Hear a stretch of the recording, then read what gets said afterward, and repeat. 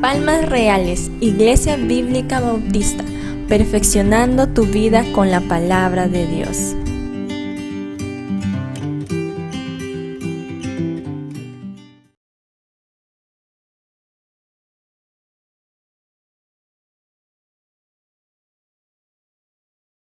Y les invito a abrir su Biblia, por favor, en Primera de Samuel, capítulo 8. Estamos avanzando capítulo a capítulo, estudiando el libro de Samuel. Y hoy estamos en el capítulo 8, es decir, ya vamos 8 semanas prácticamente en este libro, en este precioso libro. Y hasta donde el Señor nos permita, seguiremos estudiando el libro de Samuel. Bueno, la semana pasada, permítame hacer un pequeño resumen nada más.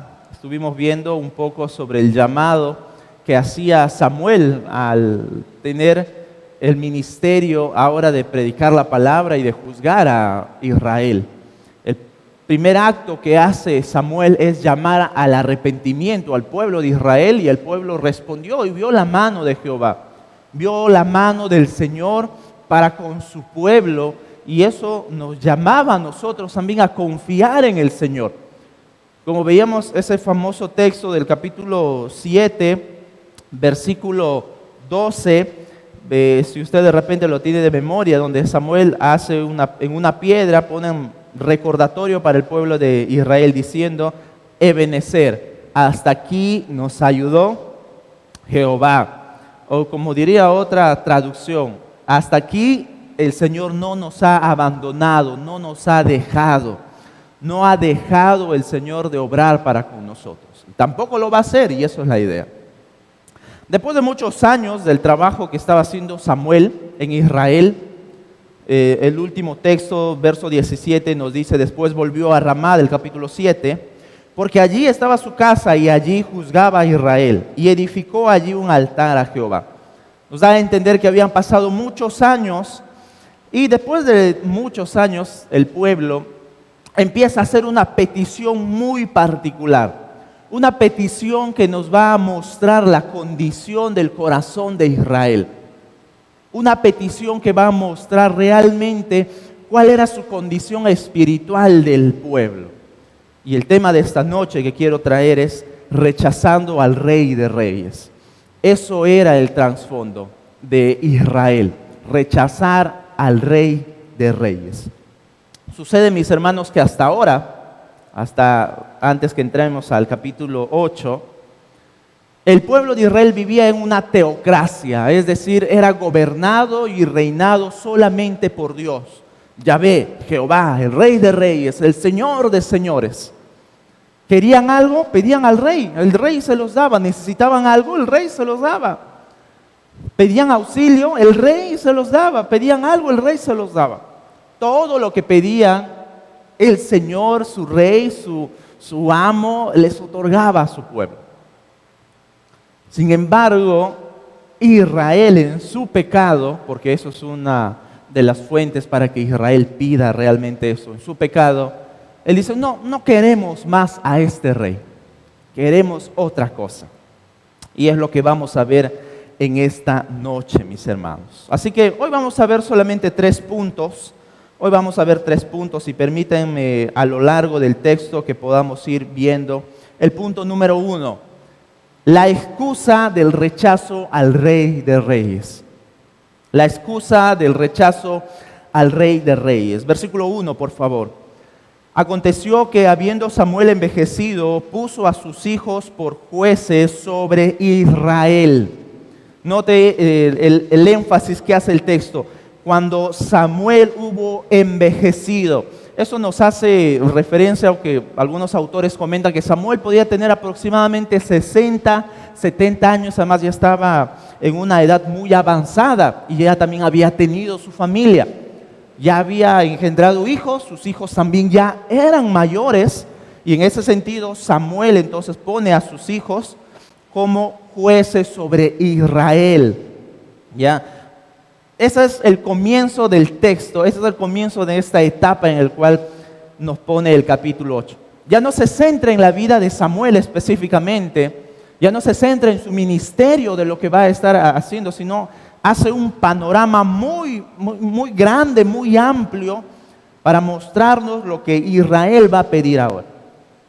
Y nos muestra a Israel constituyendo en Israel jueces, a sus hijos específicamente. ¿Por qué haría esto Samuel? ¿Por qué haría tal cosa? Bueno, Samuel no solamente era un juez, también cumplía ese rol de sacerdote. Levítico nos dice que el sacerdote, el sumo sacerdote, podía poner a sus hijos, a su familia, podía instaurarlos como sacerdotes para que puedan cumplir ese rol. Samuel, al parecer, tomó eso para poner a sus hijos también como jueces, para que puedan cumplir ese rol de juzgar a Israel, de enseñar, de cuidar, de compartir la palabra de Dios. Verso 2, y el nombre de su hijo primogénito fue Joel, y el nombre del segundo Abías, y eran jueces en Beerseba, un lugar muy conocido en Israel. Ahora, notemos cómo nos aclara, mis hermanos, ahora el texto. Pasaron muchos años, Samuel pone hijos como jueces a sus hijos, pero lea conmigo el verso 3, por favor. Muy enfático el texto. Pero no anduvieron los hijos por los caminos de su padre, antes se volvieron tras la avaricia, dejándose sobornar, y pervirtieron el derecho. Pervirtieron el derecho. 4 cosas que se nos muestran sobre la vida de los hijos de Samuel. Primeramente, no anduvieron en los caminos de su padre, eran avaros, se dejaron sobornar, es decir, eran hombres corruptos. Como último, fueron hombres que no siguieron la justicia. Se iban chueco, mejor dicho. Se iban para otros lados. ¿Qué diferencia que hay, mis hermanos, entre los caminos de su padre y el camino de sus hijos? Ahora, uno podría pensar, Samuel entonces fue un mal padre. ¿Cómo es posible que él, siendo un buen siervo de Dios, sus hijos anden en esos caminos y de esa forma? Pero para tener esa idea, mis hermanos, no tenemos esos indicadores en la palabra de Dios. Todo lo contrario, la palabra de Dios, o Samuel, el libro de Samuel nos muestra la diferencia en el camino que andaba Samuel. Por ejemplo, capítulo 3, por favor, verso 19. Vamos así rapidito nada más. Dice: y Samuel creció, note aquí, y Jehová estaba con él, y no dejó caer a tierra ninguna de sus palabras. Y todo Israel, desde Dan hasta Beerseba, conoció que Samuel era fiel profeta de Jehová. Este hombre era un fiel profeta de Jehová, e Israel lo sabía. El capítulo 7, versículo 15, también nota cómo nos dice el texto: y juzgó Samuel a Israel todo el tiempo que vivió. Versículo 16, y todos los años iba y daba vuelta a Betel y a Gilgal y a Mizpa, y juzgaba a Israel en todos estos lugares. El camino por el cual andaba Samuel era un camino correcto de servicio, de trabajo, honrando al Señor. Años más tarde, nota cómo el pueblo va a dar testimonio del mismo ministerio y trabajo de Samuel. Capítulo 12 del mismo libro, 4 y 5, versículos 4 y 5 del capítulo 12. Entonces dijeron: nunca nos has calumniado ni agraviado, ni has tomado algo de mano de ningún hombre. Esto es, nunca has robado, nunca has tomado algo ilícito. Versículo 5, y él les dijo: Jehová es testigo contra vosotros, y su ungido también es testigo en este día, que no habéis hallado cosa alguna en mi mano. Y ellos respondieron que así es, verdaderamente nunca hemos hallado cosa mala en ti, Samuel. Nunca tenemos algún secreto tuyo, o algo oculto, jamás, nunca tenemos eso. El pueblo mismo da testimonio de Samuel. Y lo mejor es, mis hermanos, que el texto de Samuel se nos presenta como un profeta fiel, como un buen siervo de Dios. Pero más allá de ver todos los otros pasajes que hay en la Biblia, noten lo que dice el mismo pasaje el verso 3 del capítulo 8. Pero no anduvieron los hijos por los caminos de ¿quién? De su padre. Es decir, mis hermanos, ellos, los mismos hijos, no siguieron el ejemplo de sus papás. El papá estaba sirviendo bien al Señor, estaba honrando al Señor, pero sus hijos decidieron ir tras la corrupción, tras el pecado. Decidieron desobedecer a Dios. Ellos, sus hijos, tomaron la decisión de andar en su pecado. Y ahí vendría la pregunta, ¿verdad? ¿Y por qué entonces Samuel los puso como sacerdote si andaban en esos caminos? Bueno, no hay indicadores para poder verlo de esa manera. Más bien, al parecer, Samuel puso a sus hijos cuando estaban en una vida al menos íntegra, en una vida que honraban al Señor. Como dice el mismo pasaje, se corrompieron después. Antes se volvieron a la avaricia. Siguieron otros caminos, se volvieron claramente. En un principio de su ministerio empezaron en obediencia, empezaron en fidelidad a Dios, pero llegado algún tiempo se volvieron para la avaricia, para el pecado, en desobedecer a Dios. Y aquí es lo que aprendemos algo muy importante para nuestros días, mis hermanos. Una doctrina muy importante, la responsabilidad de obedecer cada uno a Dios. Usted seguramente ha escuchado esta frase: Dios no tiene nietos, Dios tiene hijos. Dios tiene hijos, Dios no tiene nietos. Y esto nos indica que cada uno es responsable de venir en arrepentimiento ante Dios. Cada uno es responsable de someter su vida en obediencia a la voluntad de Dios. Esa invitación de Dios para arrepentimiento es personal para cada ser humano. No es que mi papá se va a la iglesia, así que yo también ya soy perdonado, no. Mi papá toda la vida ha estado en la iglesia, mi mamá también.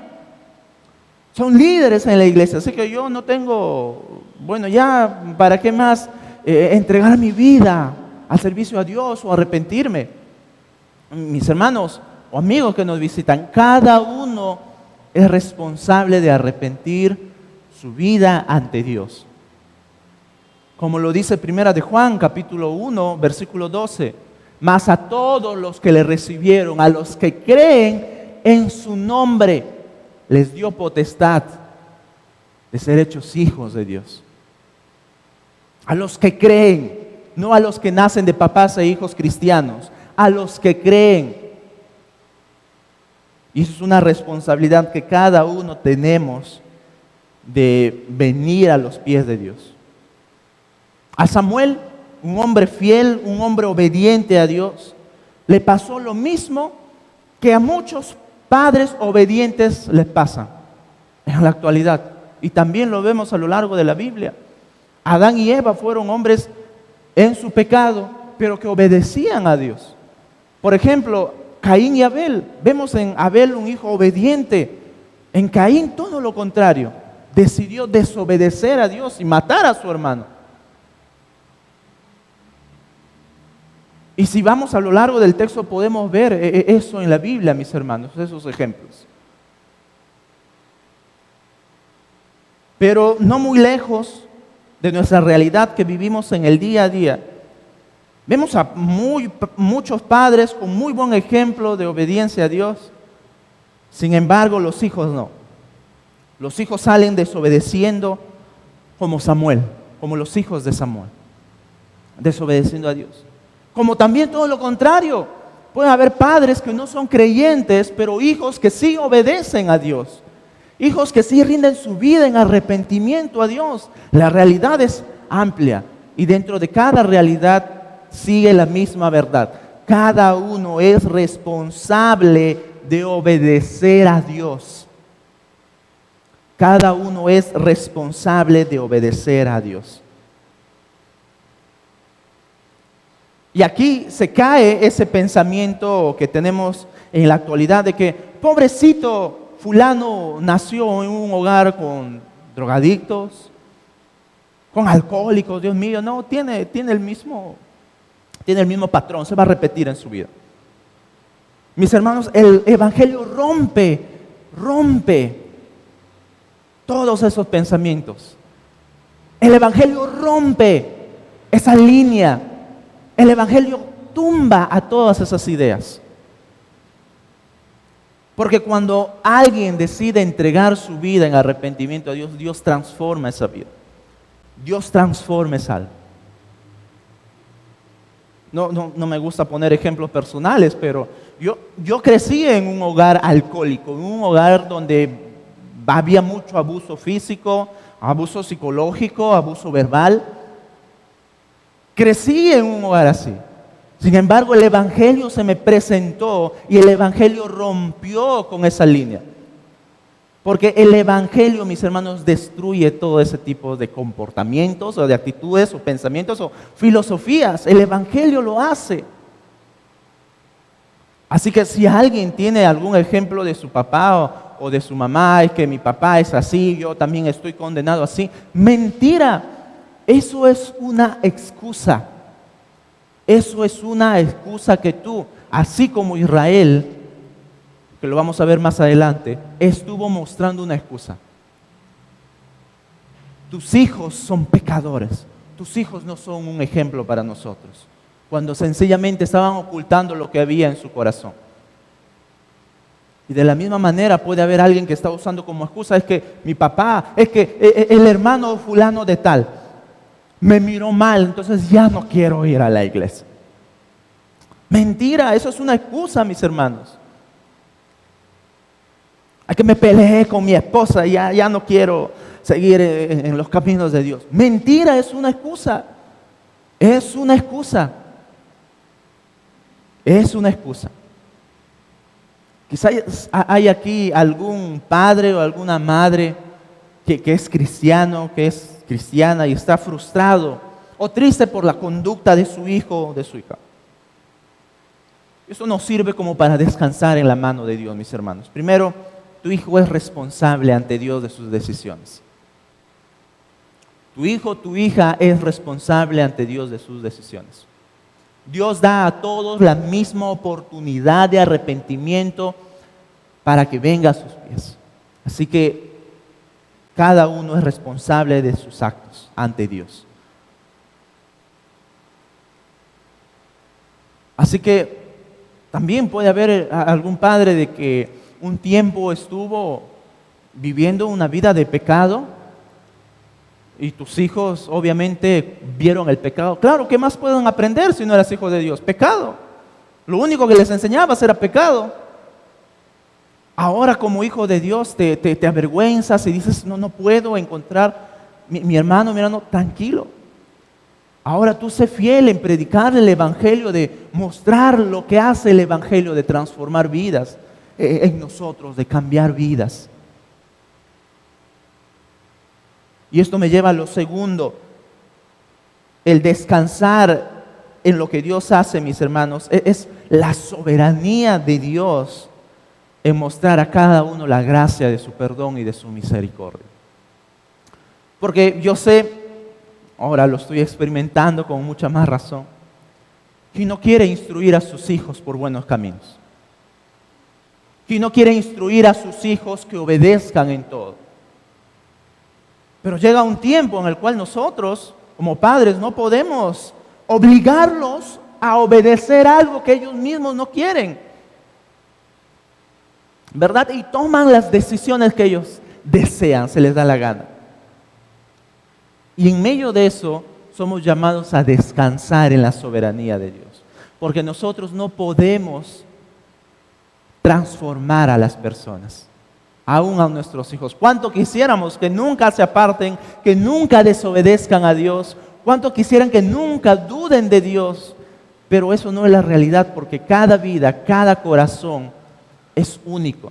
Y cada vida y cada corazón es responsable de arrepentirse ante Dios de sus pecados. De arrepentirse ante Dios de sus pecados. Y tercero, oremos por el corazón de nuestros hijos. Oremos por el arrepentimiento de cada uno de ellos, que el Espíritu Santo y que Dios les muestre que están en pecado. algo que tú no vas a poder hacer. Algo que tú no vas a poder hacer. Quizás los hijos van a entender, sí, estoy andando mal. Sí, lo sé, estoy andando mal. ¿Y qué? ¿Y qué? Ese ¿y qué? Es una muestra de que el Espíritu Santo no ha hecho conciencia en el corazón, en la mente de nuestros hijos para cambiar y dejar esa vida de pecado. ¿Por qué? Porque les gusta estar, mis hermanos, en el pecado. Les gusta estar en el mismo camino y debemos orar para que Dios transforme esos corazones.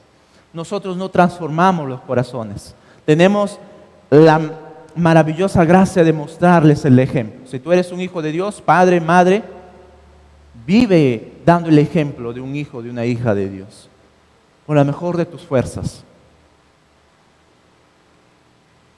Samuel no fue el mismo padre que Elí. Elí sí fue un mal padre, porque Elí no solo participó con el pecado de sus hijos, porque no solamente no los estorbó, es decir, le decía, hijito, deja de hacer eso, pero a sus hijos no les interesaba y seguían haciendo lo mismo, hasta Elí participó con el pecado de sus hijos. Y por eso Dios les castigó, puso juicio sobre ellos. En Samuel fue todo lo contrario, un padre que quería obedecer a Dios, cumplir su ministerio, buen padre, dando el ejemplo en todo momento. Sin embargo, llegado un tiempo, sus hijos decidieron ir por otros caminos. ¿Se da cuenta? Uno quisiera ser de repente un padre como Samuel, pero los hijos, todo lo contrario. ¿Verdad? Todo lo contrario. Como un aguijón en la carne para depender más de Dios, doblar nuestras rodillas. Y no pienses que tu padre o madre has hecho mal si tus hijos no andan por el camino del que ahora tú estás haciendo. Claro, si es que no les has dado la razón para desobedecer a Dios. Pero si tú has sido un hombre o una mujer fiel, obediente a Dios y tus hijos están todo lo contrario, no te sientas culpable. Hay dolor en el corazón, claro, pero es Dios el que da gracia y el que da arrepentimiento en los corazones. Clama y ora a Dios. Dobla rodillas como lo hacía Job. Pedía por el pecado de sus hijos. Señor, perdona a mis hijos porque no sé qué pecado habrán cometido. Esa es la labor de un padre. Esa es la labor de un padre. Sin embargo, esta actitud que los hijos de Samuel tenían, como les dije anteriormente, fue una excusa para que estos líderes espirituales, estos líderes judíos, usaron para librarse del reinado de Dios. Versículo 4. Entonces los ancianos de Israel se juntaron y vinieron a Ramá para ver a Samuel. Ramá, el lugar donde vivía Samuel. Y le dijeron, he aquí tú has envejecido y tus hijos no andan en tus caminos. Por tanto, constitúyenos ahora un rey para que nos juzgue, como tienen todas las naciones. Nota la excusa que tienen aquí los líderes judíos. Número 1, tú has envejecido, Samuel, tú ya estás viejo, ya no puedes liderarnos. Número 2, tus hijos no andan por tus caminos. Y número 3, queremos ser como las otras naciones. Unas peticiones muy escondidas que en el fondo mostraban lo que había. Queremos un rey, danos un rey. Eso es lo que querían estos hombres. La clave está ahí, mis hermanos. Queremos como las otras naciones tienen. Queremos un rey. Y aquí podemos ver la perfección de la palabra de Dios, como alguien dijo.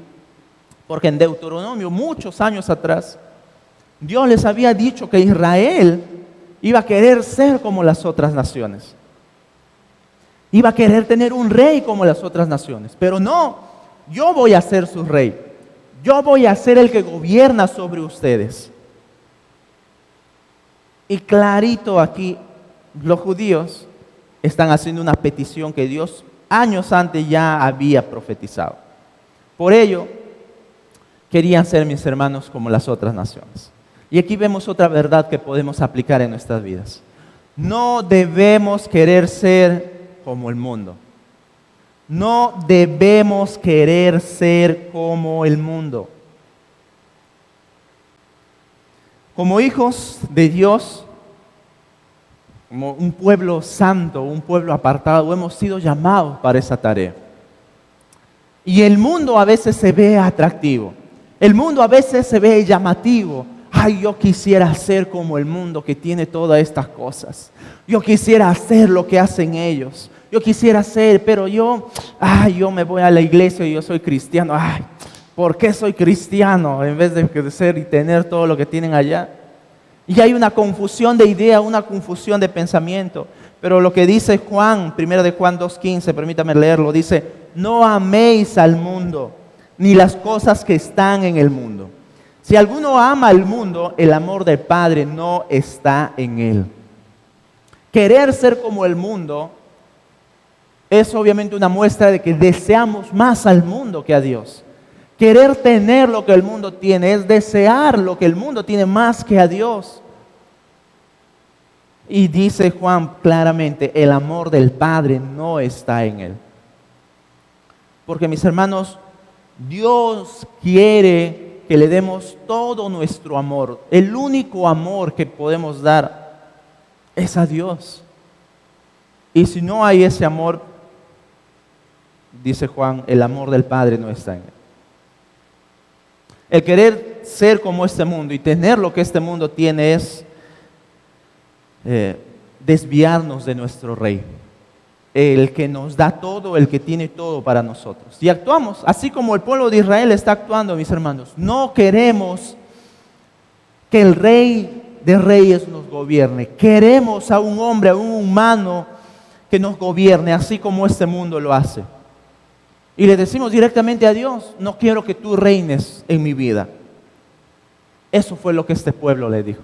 Versículo 6 en adelante. Pero no agradó a Samuel la palabra que dijeron: danos un rey que nos juzgue. Y Samuel oró a Jehová. Samuel llevaba todo ante Dios. 7. Y dijo Jehová a Samuel: oye la voz del pueblo en todo lo que te diga, porque no te han desechado a ti, sino a mí me han desechado, para que no reine sobre ellos, conforme a todas las obras que han hecho desde el día que los saqué de Egipto hasta hoy, dejándome a mí sirviendo a dioses ajenos. Así hacen también contigo. Las palabras de los líderes judíos, mis hermanos, echando la culpa a los hijos de Samuel, eran solo excusas. Es que tú ya estás viejo, tú ya no puedes salir de viaje a enseñarnos la palabra. Tú ya estás viejo, tú debes quedarte en tu casa. Además, tus hijos son un mal ejemplo. Eso eran puras excusas para pedir y ser como este mundo tiene y lo que desea. Así quería ser este pueblo de Israel, mis hermanos. Directamente le dijeron a Dios: yo no quiero que tú gobiernes sobre mi vida. Ellos querían ser como el mundo, querían ser como las demás naciones. Querían tener lo que las otras naciones tienen o tenían cuando les gobernaba un rey humano. Y muchas veces somos así, hermanos. Buscamos excusas para que nosotros también gobernemos en nuestras vidas. Buscamos excusas para que Dios no sea el que dirija nuestras vidas, sino nosotros mismos. Como mencioné hace un momento, no voy a la iglesia por tal hermano. No voy a la iglesia porque el pastor no me saludó. No voy a la iglesia porque tal líder no me saludó. Mentira, mis hermanos. No vas a la iglesia, que es una muestra de obediencia a Dios, porque no quieres que Dios gobierne tu vida. No sometes tu vida a Dios sencillamente porque no quieres que Él sea el rey de tu vida.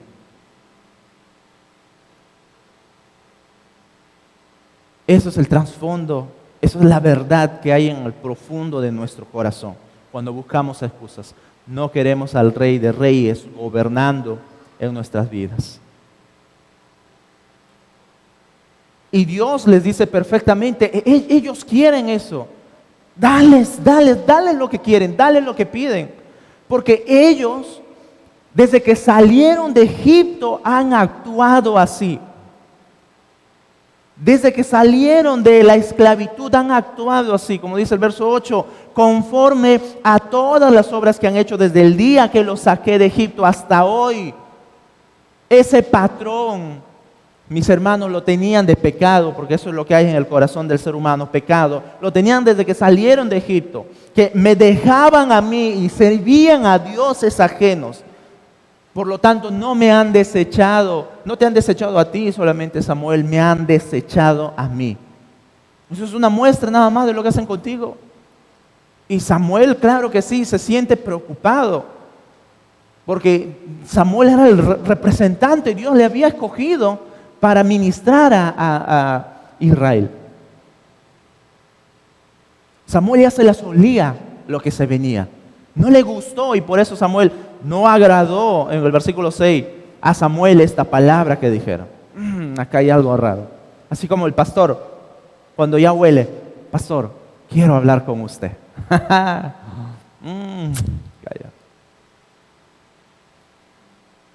Y mucho más cuando hay, en esta iglesia no hay amor. Excusas.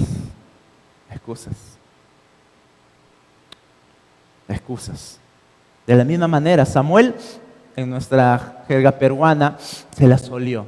Algo pasa. Y no le agradó, no le gustó. Y dicho y hecho, a Dios tampoco le gustó lo que estaban pidiendo estos hombres. Sin embargo, Dios, en una muestra de gracia, mis hermanos, en una muestra de amor, mira lo que dice el verso 9.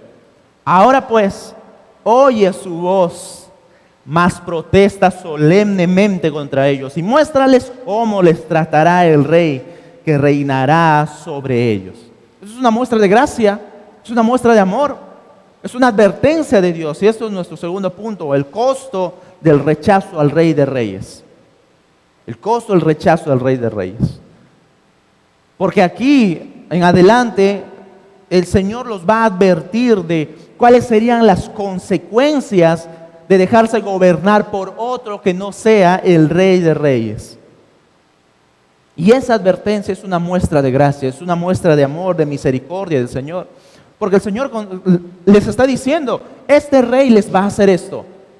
Con el fin de que, oh Señor, tienes razón, nos equivocamos, perdónanos por favor, perdónanos, nunca más vamos a volver a decir tal cosa. Eso era la intención de Dios al advertir a su pueblo cómo les iba a tratar este rey al que estaban pidiendo. Y miremos las advertencias, versículo 11. Dijo pues, así hará el rey que reinará sobre vosotros. ¿Qué cosa? Tomará a vuestros hijos y los pondrá en sus carros y en su gente de a caballo para que corran delante de su carro.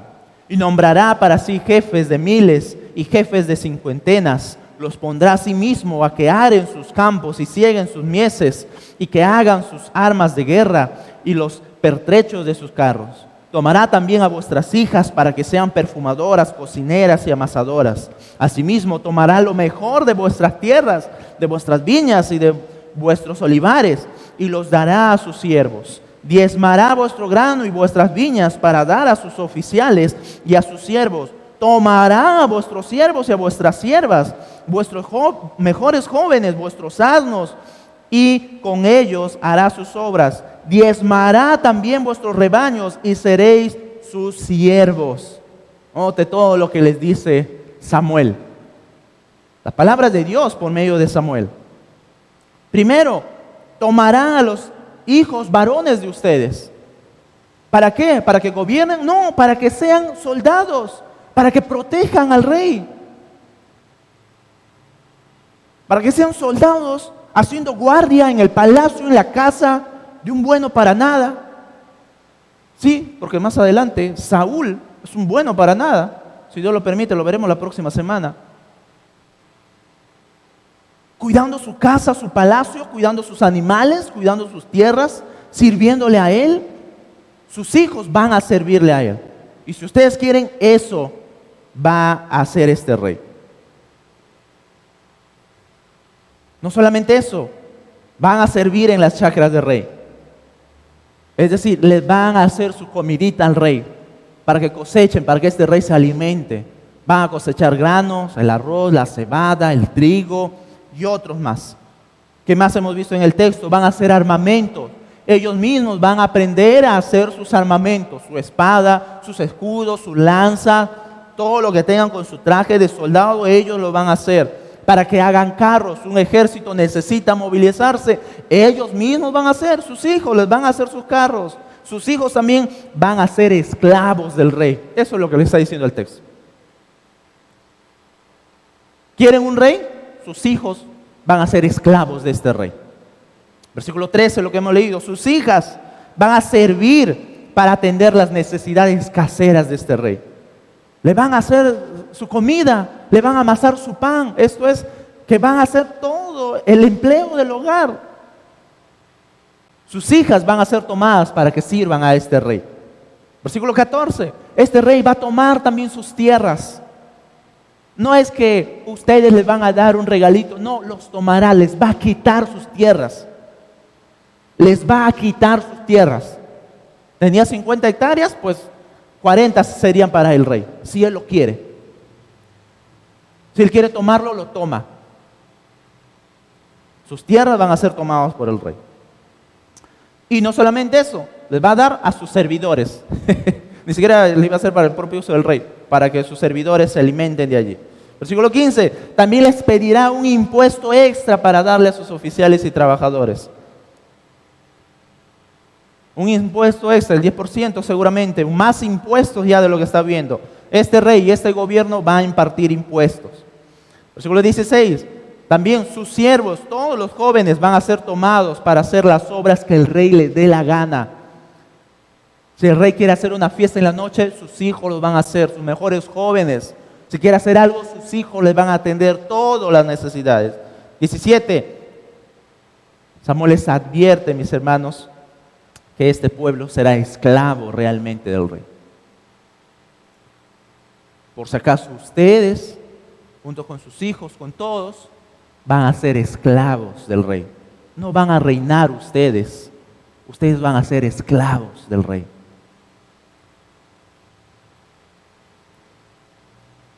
Y Samuel también les advierte que este rey imperfecto les hará sufrir la necesidad.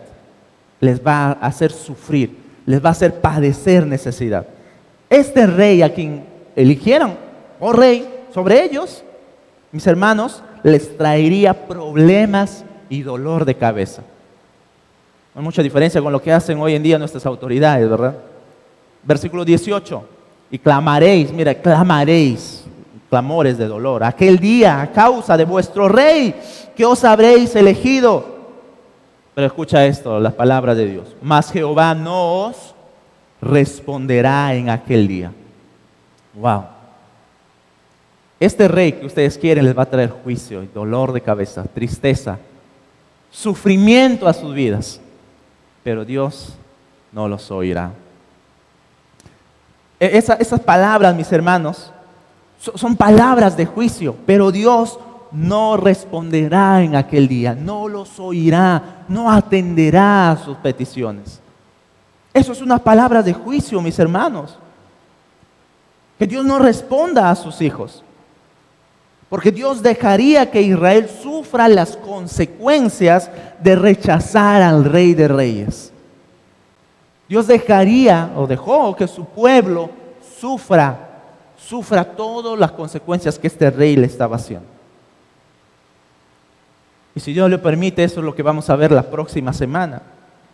Porque sí, Dios usaría a un inepto espiritualmente para gobernar a Israel. Sí, por más buen parecer, por más gran hombre, el texto se nos muestra que era un hombre muy adinerado de la familia. Y eso fue lo que escogió Israel. Un hombre conocido, un hombre de renombre, pero fue un inepto espiritualmente.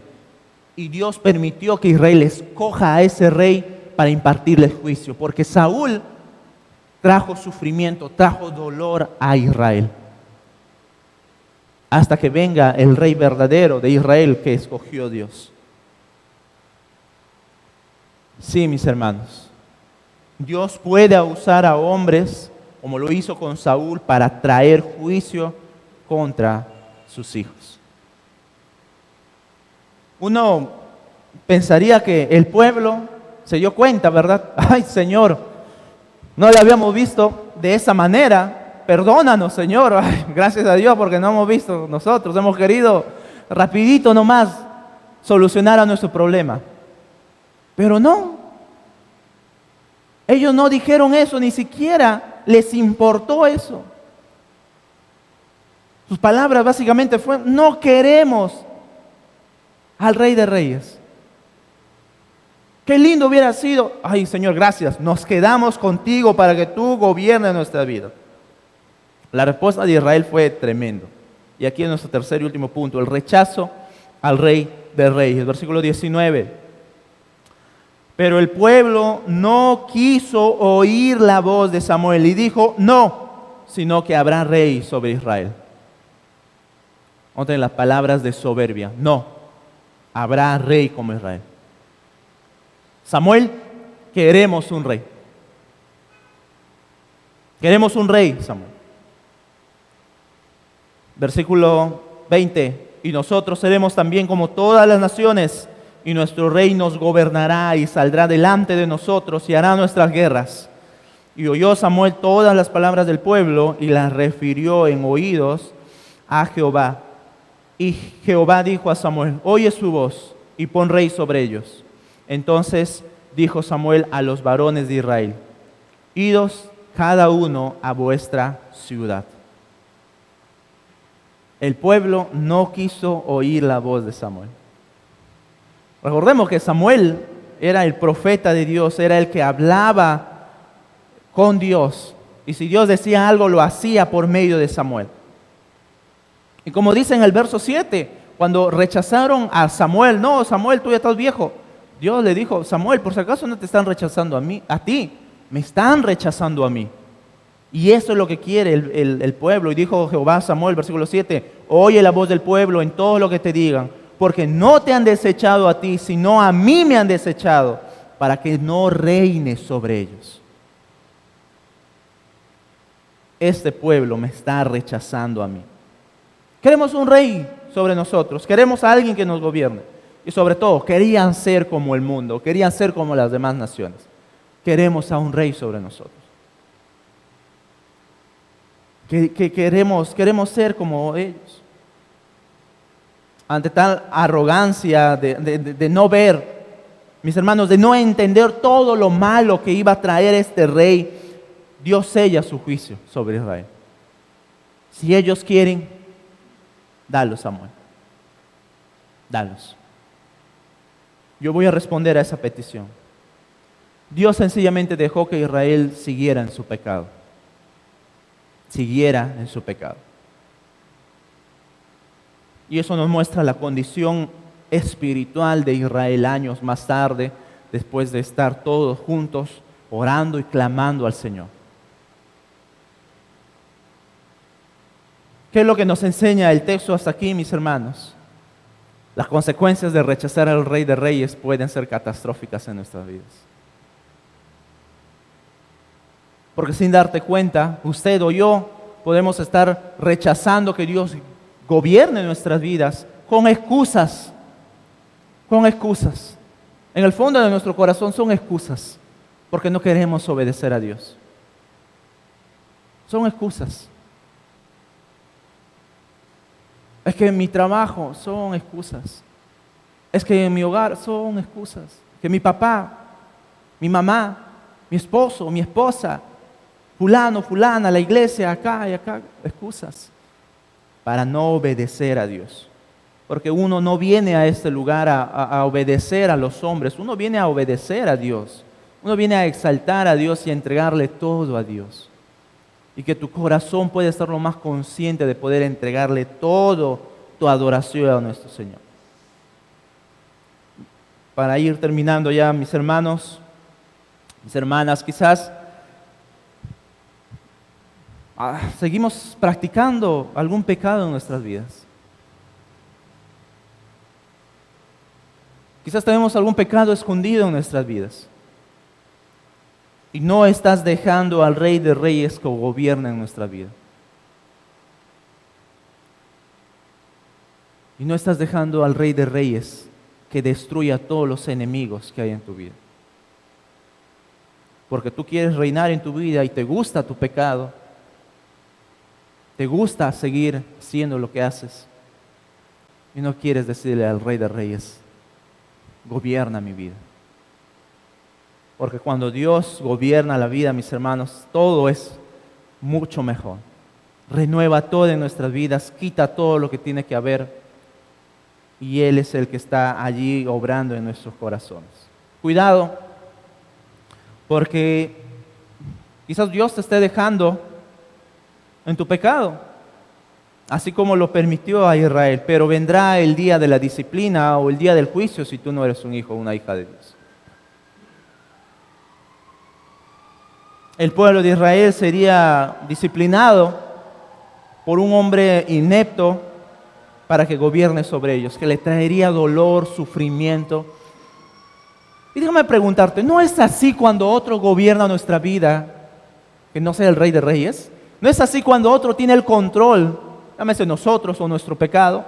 Todo es sufrimiento, todo es dolor, todo es llanto, porque no direccionamos bien nuestras vidas, no tomamos buenas decisiones cuando el Rey de Reyes no gobierna nuestras vidas.